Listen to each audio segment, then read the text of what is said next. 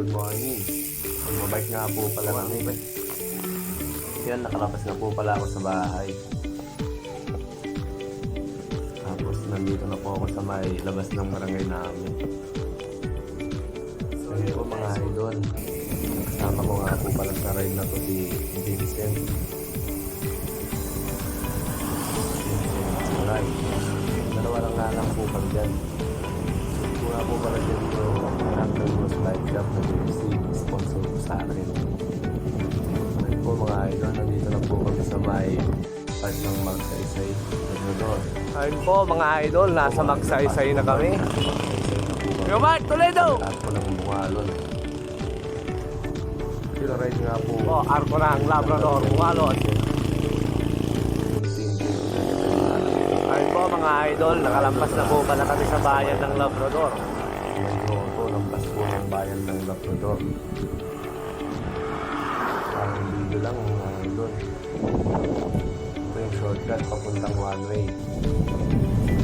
Ayun po, kumapanay nga po pala kami ng 32 dito.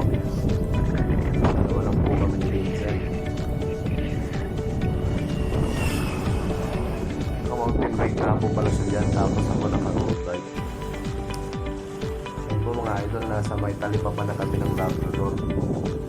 Malapit na sa arko ng Dito na po pala tayo sa may Swal. Malapit na nga din po pala kami dyan sa may warp. Hindi ko na po nag-video. Sa Idol Vincent, no? Nag-video din, no? Ayun po mga idol. Ayun na po Swal, yung arko ng Swal. Ayun mga idol, paakot na kami sa Swal. Ayun na po yung sa may zigzag road.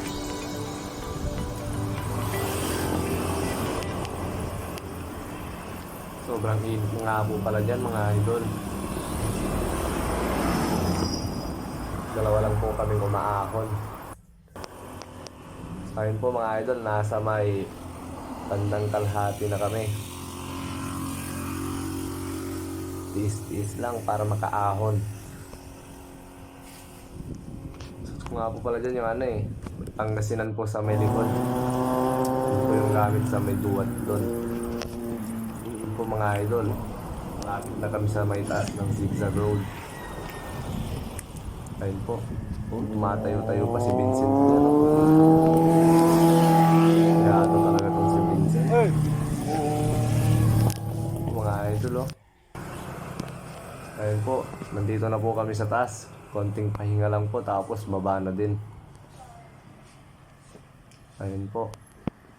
Yan po yung sa may taas ng bundok ng zigzag. Napakataas po.